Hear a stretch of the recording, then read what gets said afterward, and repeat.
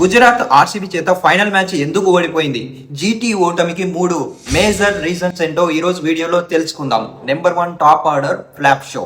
Gujarat batting ఎక్కువగా Shubman Gill, Sai Sudarshan, Jos Buttler మీదే depend అయి ఉంటుంది. కానీ ఫైనల్ మ్యాచ్ లో గిల్ 10 పరుగులు, సాయి సుదర్శన్ 12 పరుగులు, జోస్ బట్లర్ 19 పరుగులకే అవుట్ అయిపోయారు. దీంతో జీటీకి అయితే మంచి స్టార్ట్ దొరకలేదు.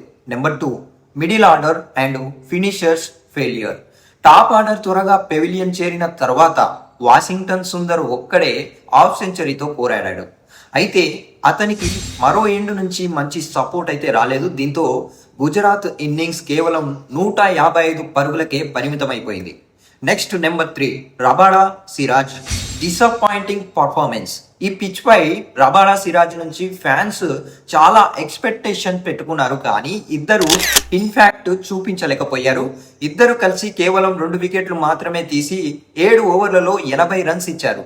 దీంతో ఆర్సీబీ బ్యాటర్స్ పై ప్రెషర్ క్రియేట్ చేయలేకపోయారు. ఫైనల్ గా top order flop, middle order flop and key bowlers disappointing performance, ఈ 3 రీజన్స్ వల్లే గుజరాత్ ఫైనల్స్ లో ఓడిపోయింది ఆర్సీబీ చేతిలో.